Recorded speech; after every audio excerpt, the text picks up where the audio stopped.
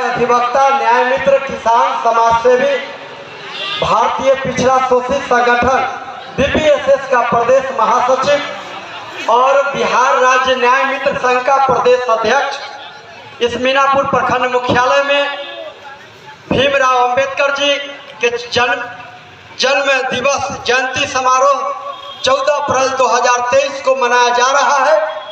यह पूरे भारत में पहली बार ऐसा हुआ है। पूरा देश नीला रंग से और जय भीम के नारों से गूंज गया है और 90 मीनापुर विधानसभा के लोग भी ऐतिहासिक ये कार्यक्रम मना रहे हैं।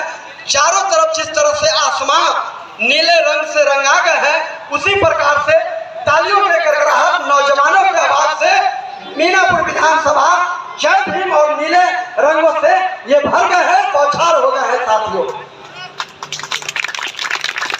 चूंकि बड़ी संख्या में युवाएं, महिलाएं और समाज सेवी कार्यकर्ता यहाँ आए हैं, कम समय में गागर में सागर मैं अध्यक्ष जी से क्षमा मांगते हुए 2 मिनट मात्र लूंगा। डॉक्टर अंबेडकर जी के बारे में कुछ बात जानना चाहिए जो अब तक के वक्ता नहीं बोले। मैं कहना चाहता हूं कि अंबेडकर जी जब जन्म लिए तो बड़ौदा नरेश गायकवाड़ जो है वे आहिर समाज के यादव राजवंश थे। उनके दरबार में जब डॉक्टर अंबेडकर के पिताजी रामजी सतपाल जी जो सैनिक के सूबेदार थे, वे अपने पुत्र को सैनिक समारोह के दिन जब गोद में ले गए तो अंबेडकर जी के गोदी में से जब महाराज के नजदीक गए तो उन्होंने उनके कलम के तरफ इशारा किया।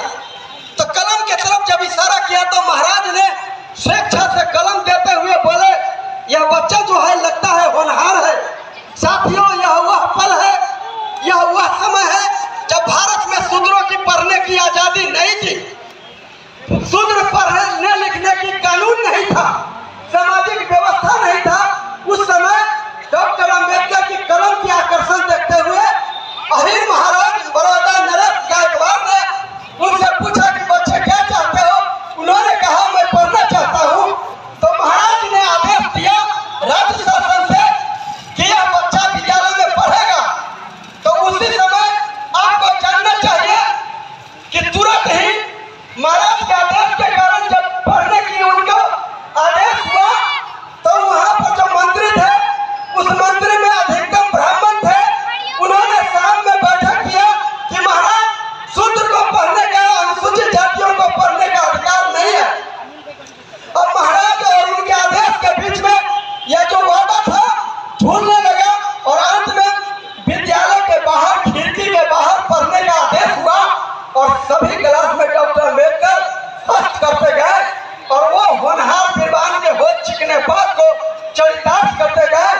और आपको बता दूं कि भारत में अनुसूचित जाति का पहला आदमी जो बंबई विश्वविद्यालय में प्रवेश और दाखिला लिया, और वही नहीं, गायकवाड़ महाराज ने शिक्षा की खर्च उठाते हुए कोलंबिया विश्वविद्यालय अमेरिका में पढ़ने की सारी खर्च उठाया।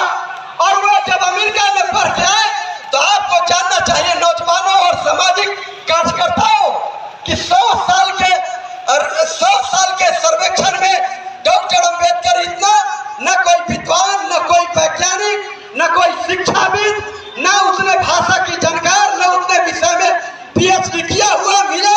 तो इसीलिए आज 14 तारीख के दिन को संयुक्त राष्ट्र संघ ने उनके जन्म दिवस को सिंबल ऑफ नॉलेज, आज ज्ञान दिवस है, इसलिए जोर से बोलिए ज्ञान दिवस जिंदाबाद।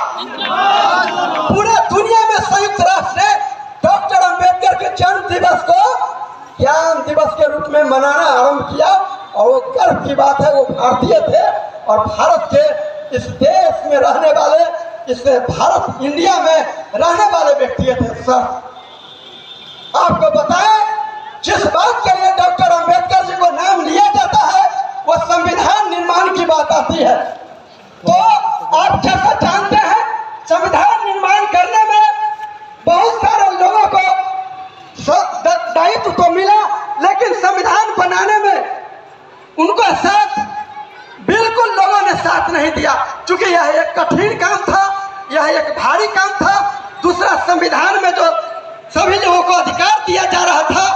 वो उसके मेंबर रहने वाले लोगों को यह मंजूर नहीं था कि सबको समानता, बंधुता और भाईचारा, बराबर का अधिकार और राइट दिया जाए। इसलिए डॉक्टर अंबेडकर जी के संविधान निर्माण में एकमात्र व्यक्ति साथ दिया, उसका नाम डॉक्टर बी.एन. राव है, जिसको संविधान निर्मात्री समिति हॉल में एक आदमी का भूरी प्रशंसा किया डॉक्टर अंबेडकर ने।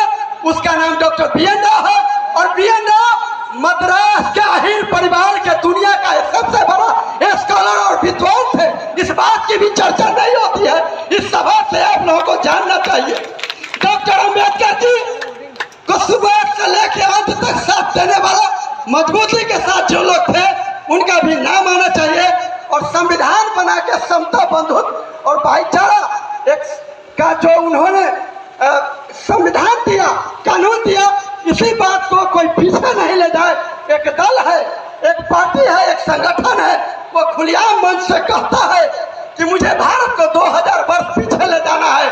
कौन है वो जो भारत को 2000 वर्ष पीछे ले जाना चाहता है, आपके अधिकार को कुचलना चाहता है? आज कल ही लालगंज में एक पासवान नौजवान को गोली मार दिया, ये भीम आर्मी के सदस्य थे। तो आपको इस सभा में आके गर्मी में बेकार नहीं समझना चाहिए। आपको सजग अधिकार के लिए और एकता, बंधुत्व, भाईचारा बन के नहीं रहिएगा तो घर से बाहर नहीं निकलने देगा। सत्ता में बड़ी ताकत है, शक्ति है। इन्हीं शब्दों के बीच एक बार जोरदार ताली के साथ डॉक्टर अंबेडकर जी को मैं श्रद्धा सुमन करता हूं और संविधान विज्ञान की नारों के साथ जय विज्ञान, जय संविधान, रमाशंकर है आपके समक्ष।